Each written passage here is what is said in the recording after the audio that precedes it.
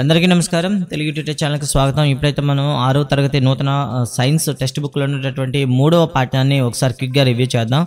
Guys, మీరు first time కానీ మా ఛానల్ చూస్తుంటే ప్లీజ్ సబ్స్క్రైబ్ చేసుకోండి. అదేవిధంగా కింద ఉన్న బెల్ ఐకాన్లో ఆల్ నోటిఫికేషన్ ఎనేబుల్ చేసుకోండి. అదేవిధంగా మా ఎగ్జామ్ సిరీస్ మీకు అందుబాటులో రావాలంటే కింద టెలిగ్రామ్ ఛానల్ ఉంటుంది, జాయిన్ అవ్వండి. ఒకవేళ మీరు టెలిగ్రామ్ లింకులు దొరకనట్లయితే టెలిగ్రామ్లో మీరు తెలుగు ట్విట్టర్ అని టైప్ చేసి సెర్చ్ చేయండి. అక్కడ మీకు ఎస్ఎస్ అకాడమీ ఆన్లైన్ అని కనిపిస్తుంది, దాంట్లో మీరు జాయిన్ అవ్వచ్చు. సో ఈరోజు అయితే మనం థర్డ్ లెసన్ గురించి మాట్లాడదాం. థర్డ్ లెసన్ నేమ్ అయితే మనకి జంతువులు మరియు ఆహారం. మరి ఈ పాఠ్యాంశం చివరిలో మనకి ఏం తెలుస్తుంది, అభ్యసన ఫలితాల గురించి ఒకసారి మాట్లాడుకుందాం. వివిధ జంతువుల ఆహారపు అలవాట్లను వివరిస్తారు. అదేవిధంగా ఆహారపు అలవాట్ల ఆధారంగా వర్గీకరిస్తారు. జంతువుల ఆహారం సంపాదించే విధానాల్లో భేదాలు గుర్తిస్తారు. ఆ తర్వాత జంతువు కాకుండా మొక్కల జంతువుల మధ్య గల పరస్పర సంబంధాన్ని, ఆహారపు గొలుసును, ఆహారపు జాలకాన్ని కూడా మీరు ఇక్కడ వివరిస్తారు అని ఇవ్వడం జరిగింది. ఇక్కడ చూస్తే స్టార్టింగ్లో మీకు ఒక అమ్మాయి అదేవిధంగా ఒక పెట్ యానిమల్తో ఆడుతున్నట్లయితే కనిపిస్తూ ఉంటుంది. ఇక్కడ జంతువు పేరు, అది తినే ఆహారం గురించి మీకు అడగడం జరిగింది. సో ఇక్కడ ఒక పట్టిక అయితే ఇచ్చాడనమాట. ఈ పట్టికలో మీరు ఆ జంతువు అది తీసుకునే ఆహారాన్ని మీరు అయితే ఇక్కడ మనం రాయాల్సి ఉంటుంది ఈ పట్టిక నుండి. తర్వాత మనం చూసుకున్నట్లయితే ఇక్కడ ఒక ఇమేజ్ అయితే కనిపిస్తుంది. ఇక్కడ మనకి ఈజీగా చెప్పొచ్చు శాకాహారులు అంటే ఏమిటి, మాంసాహారులు అంటే ఏమిటి, ఉభయాహారులు అంటే ఏమిటి అంటూ ఇక్కడ మనకి ఇవ్వడం జరిగిందనమాట. సో ముందుగా చూద్దాం, శాకాహారులు అంటే ఏమిటి. ఆహారం కోసం మొక్కలపైనే ఆధారపడే జంతువులను చూసారా, ఆహారం కోసం మొక్కలపైన ఆధారపడే జంతువులను శాకాహారులు అంటారు. ఆహారం కోసం ఇతర జంతువులపైన ఆధారపడే జంతువులను మాంసాహారులు అంటారు. ఆహారం కోసం మొక్కలు జంతువులు రెండింటిపైన ఆహారాన్ని తీసుకునే జంతువులను ఉభయాహారులు అంటారు. ఇక ఫలాహార జంతువుల గురించి ఒకసారి మాట్లాడుకుందాం అంటే ఇచ్చాడనమాట. ఈ జంతువులు ఎక్కువగా పండ్లు, రసభరితమైన పండ్ల వంటి కూరగాయలు, వేరు దుంపలు, కాండాలు, గింజలు, విత్తనాలు వంటి వాటిని తింటాయి. ఇవి ఫలాలను ప్రధానంగా ఆహారం కోసం తీసుకునే శాకాహారులు లేదా ఉభయాహారులు అనమాట. 20% శాకాహార క్షీరదాలు ఫలాలను భుజిస్తాయి. కావున క్షీరదాలలో ఫలాహారాలు సాధారణంగా కనిపిస్తాయి. అంటే క్షీరదాల్లో మనకి పళ్ళను తినే జంతువులు చాలా కనిపిస్తాయి. అంటే 20% అనమాట, మీరు గుర్తుంచుకోవాలి. సో 20% ఆఫ్ ది శాకాహారులు, ఓకేనా. సో ఇవన్నీ కూడా మనకి ఏమవుతాయంటే ఫలాహారులుగా ఉంటాయి అనమాట. సరే, జంతువులు ఎలా తింటాయి అంటూ మరొక సైడ్ హెడ్డింగ్ ఇచ్చి మనకు చెప్పాడనమాట. మన పరిసరాల్లో ఉన్న మొక్కల జంతువులు ప్రధానంగా ఆహార వనరులు మనకు కనిపిస్తూ ఉంటాయి. సో మొక్కలు కావచ్చు, జంతువులు కావచ్చు, మనకి ప్రధానంగా ఆహార వనరులుగా ఉంటాయి. అలాగే మనలాగే జంతువులు కూడా ఆహారం కోసం ఈ వనరులపైన ఆధారపడుతూ ఉంటాయి, ఓకేనా. సో అంటే జంతువులైనా సరే మొక్కలపైన, ఇతర జంతువులపైన ఆధారపడుతూ ఉంటాయి. అయితే ప్రతి జంతువు తన సొంత శైలిలో ఆహారాన్ని సేకరిస్తుంది. ఆహారాన్ని వెతికి, సేకరించి, పట్టుకొని లేదా వేటాడి తర్వాత శరీర వివిధ భాగాల సహాయంతో ఆహారాన్ని నోట్లో తీసుకుంటుంది. దాదాపుగా జంతువులన్నీ తరచుగా దొరికే ఆహారాన్ని తీసుకుంటాయి. దానికోసం ముందుగా ఆహారం దొరికే ప్రదేశాల్లో జాడ కనుక్కోవాలి. అంటే అవి ఎక్కడున్నాయి, వాటి లొకేషన్ తెలుసుకోవాలి. సో దీనికోసం ఏం ఉపయోగిస్తాయి, జంతువులు తమ జ్ఞానేంద్రియాలను ఉపయోగిస్తాయి, సెన్సార్ ఆర్గన్స్ ఉపయోగిస్తాయి. వాసన, చూడడం, వినడం, రుచి మరియు స్పర్శలను ఉపయోగిస్తాయి. కొన్ని జంతువులు ఆహార సేకరణలో ఒకటి కన్నా ఎక్కువ జ్ఞానేంద్రియాలపైన కూడా ఆధారపడుతుంటాయి. కొన్ని జంతువులు అయితే ఒకే జ్ఞానేంద్రియం పైన ఎక్కువగా ఆధారపడుతుంటాయి. ఓకే, ఫర్ ఎగ్జాంపుల్ మనకి గ్రద్ద చూసామనుకోండి, ఆకాశంలో ఎగురుతూ ఉంటుంది, కళ్ళు మాత్రమే ఉపయోగిస్తుంది. అంటే ఒకే ఒక అవయవాన్ని ఉపయోగిస్తుంటాయి అనమాట. ఇలా జంతువులు అనేవి చేతులు లేదా కాళ్ళు లేదా ఒక్కొక్క అవయవాన్ని కూడా ఉపయోగించే సందర్భాలు ఉన్నాయి. ఇక్కడ చూడండి, మీకు ఒక టేబుల్ అయితే ఇచ్చాడనమాట. కుక్క ఆహారాన్ని గుర్తించడానికి ఉపయోగించేటటువంటి జ్ఞానం ఏమిటి, అదేవిధంగా ఆహారం సేకరణ చేసే విధానం ఏమిటి అంటూ అడిగాడు అనమాట. సో ఇది ఎగ్జామ్లో అడుగుతాడా అంటే మేబీ చెప్పలేము, ఎందుకంటే మనకి ఎగ్జామ్లో అడిగే అవకాశాలు కూడా ఉంటాయి. సో నెక్స్ట్ వన్ చూద్దాం, ఆవు. ఆవు చూసినట్లయితే మనకి ప్రధానంగా ఇది కూడా వాసన ద్వారానే గుర్తిస్తుంది అనమాట. సో కాకపోతే ఇందులో ఆహార సేకరణలో ఉపయోగపడే శరీర భాగాలంటే 1 దృష్టి, 2 నోరు, 3 నాలుక. ఇక కోడి చూద్దాం. కోడికి వాసన అనేది పసిగట్టడం తక్కువ, కాబట్టి దృష్టి ద్వారా చూస్తుంది, ముక్కు ద్వారా తింటుంది. ఇక కప్ప కూడా మనకి దృష్టి మాత్రమే ఉపయోగిస్తుంది. సో అంతేకాకుండా నాలుక ఆధారంగా ఆహార సేకరణ చేస్తుంది. పాము రుచి చూస్తుందండి. సో నాలుక, దంతాలు, నోరు, ఇది పాములో ఉపయోగపడే అవయవాలు అనమాట. ఇక గబ్బిలంకి వద్దాం. గబ్బిలంకి వచ్చేసరికి ఆహార సేకరణ దేని ద్వారా చేస్తుందంటే వినికిడి అండి. వినికిడి ద్వారా ఆహారాన్ని సేకరణ చేస్తుంది. దాంట్లో భాగంగా నోరు, చెవులు ఉపయోగిస్తుంది అనమాట. ఇక బల్లికి వచ్చేసరికి నాలుక, అదేవిధంగా దృష్టి, 2 అవయవాలను ఉపయోగిస్తుంది.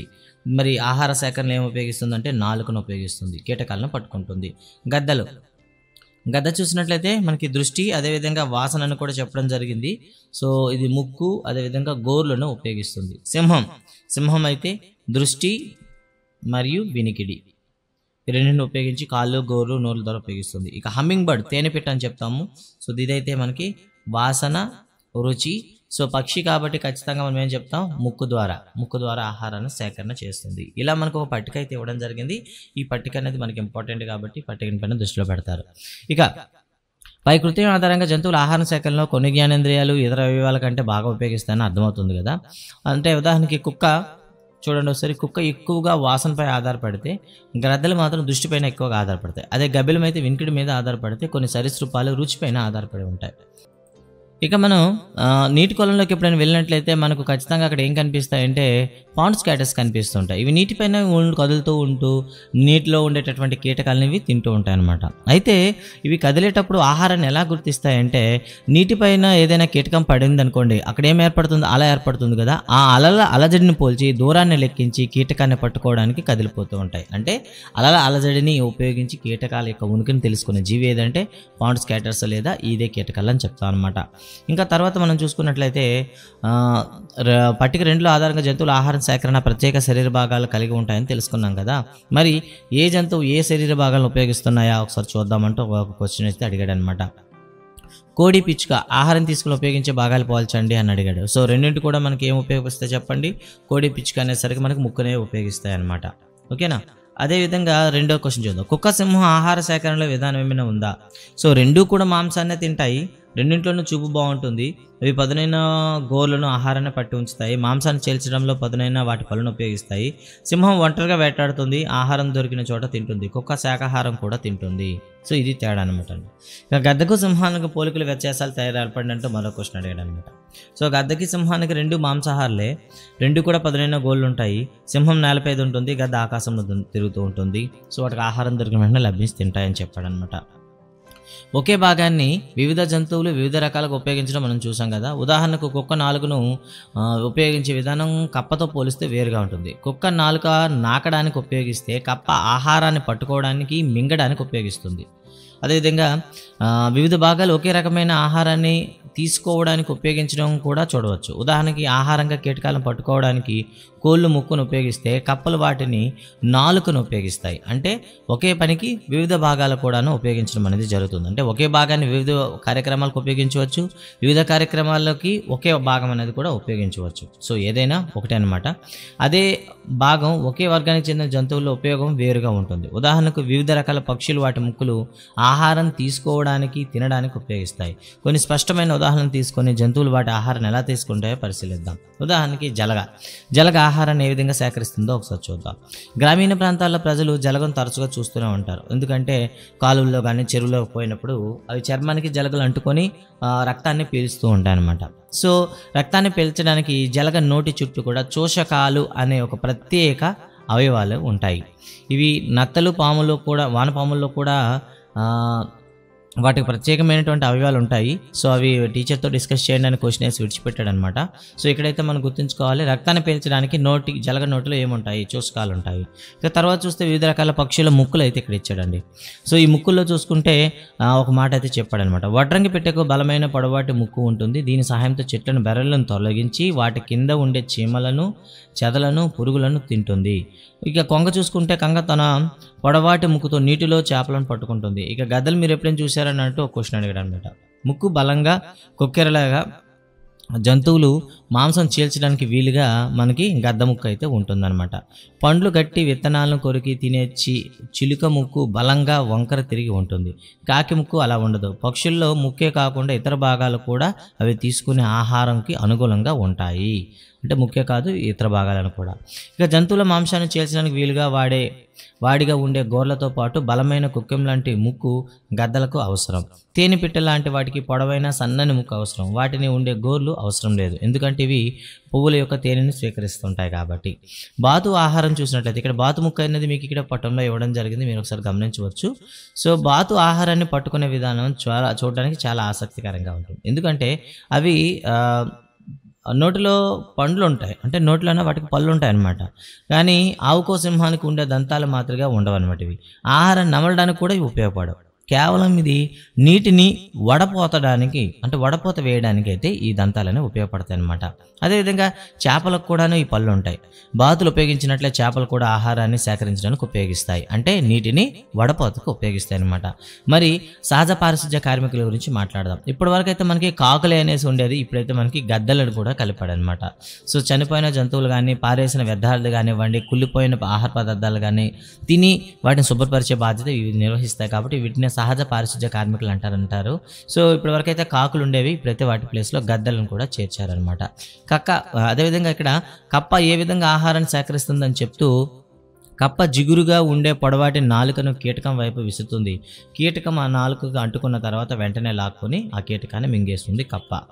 సరే, ఆవు ఆహారాన్ని ఎలా సేకరిస్తుందో ఒకసారి చూద్దాం. ఆవు లాంటి ఎన్నో జంతువులు ఆహారం కోసం మొక్కల మీద ఆధారపడతాయి. వీటిని శాకాహారులు అంటారు.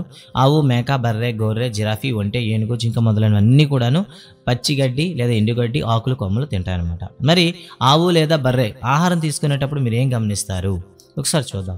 సాధారణంగా ఆవు తినడం మొదలుపెట్టిన తర్వాత వెంటనే, అంటే సాధారణంగా ఆవు అనేది లేదా గేదె అనేది, ఒంటె అనేది మొదలైన జంతువులు ఏం చేస్తాయంటే ఆహారం దొరికేటప్పుడు గబగబా మింగేస్తాయి. ఎందుకంటే వాటి శరీరంలో మొత్తం జీర్ణాశయంలో 4 గదులు ఉంటాయి. ప్రథమామాశయం, ద్వితీయామాశయం, జాలకము అండ్ 4వది వచ్చేసి చతుర్థామాశయం అని పిలుస్తాం అనమాట.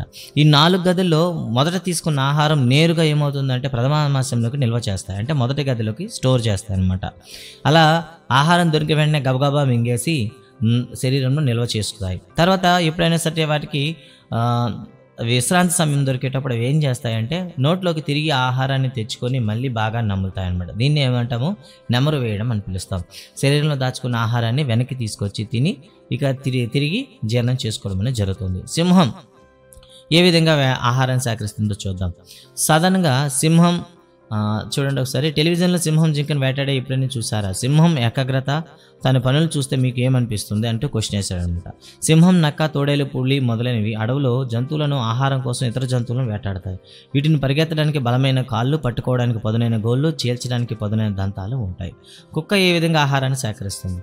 సాధారణంగా కుక్క అనేది ఆహారాన్ని సేకరించేటప్పుడు ఏం చేస్తుందంటే వాసనకు ఎక్కువ ప్రాధాన్యత ఇస్తుందన్నమాట. కుక్క నాలుకను ఉపయోగించే విధానం చూసినట్లయితే ఆహారాన్ని నాకి, సో అది అవునా కాదనేది తెలుసుకున్న తర్వాత దాన్ని ఆహారంగా సేకరించడం అనేది జరుగుతూ ఉంటుందన్నమాట. ఇక తర్వాత చూద్దాం, జంతువు తినే ఆహారం గురించి అడిగాడు అనమాట ఇక్కడ కూడా. సో తర్వాత మనం చూస్తే ఆహారపు గొలుసు గురించి ఒక మాట అయితే చెప్పాడండి ఇక్కడ. జీవులు వాటి జీవక్రియలు నిర్వహించడానికి ఆహారం అవసరం. అయితే ఈ ఆహారం అనేది సొంతంగా తయారు చేసుకోలేవు, కేవలం మొక్కలపైన డిపెండ్ అవ్వాల్సి వస్తుంది. అలాంటప్పుడు ఆహారం తయారీదారుడికి మరియు చివరిగా వినియోగించే వాళ్ళకి ఏమైనా సంబంధం ఉంటుందా?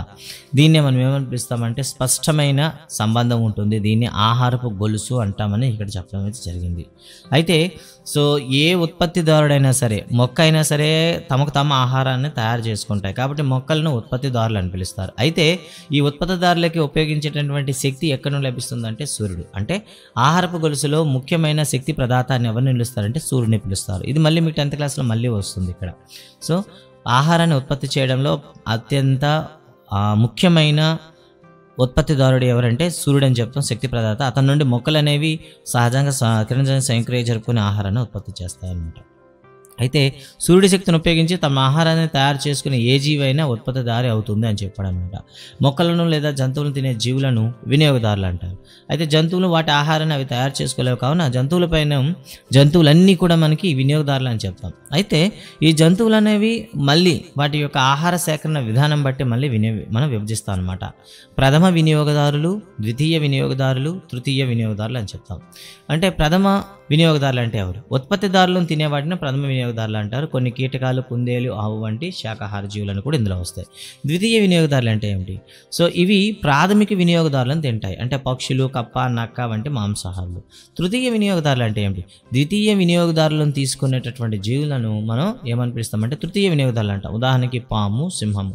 అయితే మనిషి అనేవాడు ఎక్కడికి వస్తాడు? ఇక్కడ కూడా సందేహం ఉంది. సో మనిషి అనేవాడు తృతీయ వినియోగదారులకు వస్తాడనమాట.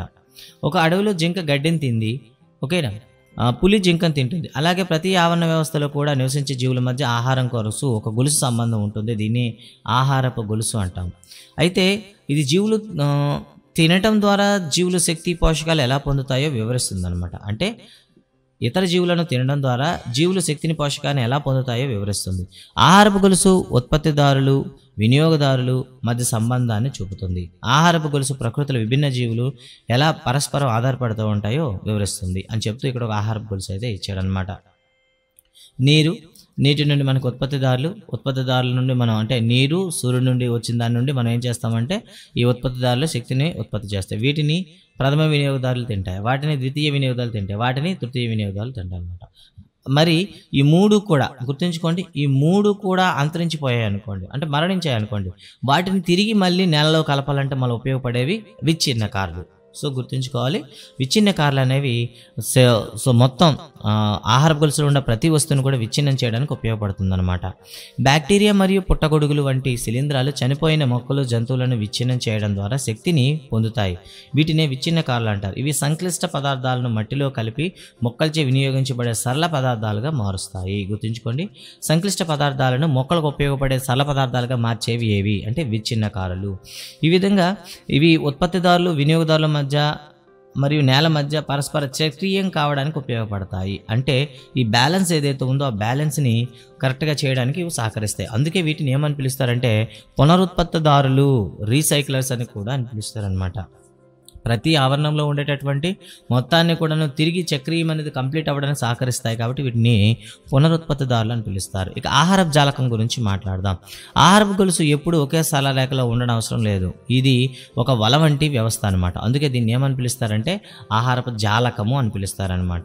ఇంకా జంతు సమూహాలు ఆహారం గురించి మాట్లాడతాం. ఒక్కొక్క జంతువు గురించి మాట్లాడతాం. ముందు చీమల గురించి మనం చూసినట్లయితే మనం పాల కోసం ఆవులను పెంచుతూ ఉంటాం కదా, అదేవిధంగా చీమలు కూడాను హనీ డ్యూ అనే ఒక పదార్థం కోసం ఎబిడ్స్ అనే ఒక కీటకాన్ని పెంచుతాయన్నమాట. చీమలు కూడా మనలాగా మంచి రైతులు. చీమలు ఒక రకమైన శిలీంధ్రాన్ని ఆహారంగా తీసుకుంటాయి. దీనికోసం ఆకులను చిన్న చిన్న ముక్కలుగా కత్తిరించి ఒక పాన్పువ్వాలి తయారు చేసి అందులో శిలీంధ్రాన్ని పెంచుతాయి. చీమల నుండి మనం ఏం నేర్చుకునవచ్చునో ఆలోచించండి అంటూ ఈ పాఠ్యాంశం అనేది ముగిస్తుంది. సో ఇది మనకి థర్డ్ లెసన్ అనమాట. థర్డ్ లెసన్ వెనకాల ఉండేటటువంటి ఒకసారి బిట్లు ఏమైనా ఇచ్చాడేమో ఒకసారి చూద్దాం. సో ఫస్ట్ వన్ రైట్, సీతాకోక చిలుకలు పుష్పాల నుండి తేనెను పీల్చుకోవడానికి ఏమి ఉపయోగిస్తాయి అంటూ మనకి మొదటి ప్రశ్న అనేది టెక్స్ట్ బుక్లో ఇవ్వడం అయితే జరిగిందనమాట. దీన్ని ప్రోబోసిస్ అని పిలుస్తాము లేదా తొండము అని పిలుస్తామండి. దీన్ని ప్రోబోసిస్ లేదా తొండము అని పిలుస్తాం. ఓకే, నెక్స్ట్ వన్, పులులు మాంసాన్ని మాత్రమే తింటాయి కావున అవి వేటిని అంటారు? సో మాంసాహారులు అంటారు. విచ్ఛిన్నకారులను డాష్ అని కూడా అంటారు. రీసైక్లర్స్ లేదా పునరుత్పత్తిదారులు. ఓకేనా, రీసైక్లర్స్ లేదా పునరుత్పత్తిదారులు. ఆహారపు గొలుసులో శక్తికి మూలం ఎవరు? సూర్యుడు. కింది వానిలో ఉభయాహారిని గుర్తించండి అంటూ మనకు ఒక ప్రశ్న అయితే అడిగాడనమాట. సో ఉభయాహారి అంటే కుక్క. మానవుడి ఆహార గొలుసులో ఏ స్థానంలో ఉంచుతారు? ఇప్పుడు మనం చెప్పుకున్నాం కదా, తృతీయ వినియోగదారుల ప్లేస్లో మనం పెడతాం. ఎందుకంటే మనం కోళ్ళను తింటాం, కోళ్ళు అనేవి తృతీయ వినియోగదారులు కాబట్టి. సో ఈ విధంగా మనకి ఈ పాఠం పైన క్వశ్చన్ కూడా ఇచ్చాడు. సో ఈ పాఠం ఎలా అనిపించింది మీ కామెంట్స్ అయితే చెప్పండి. So thank you very much.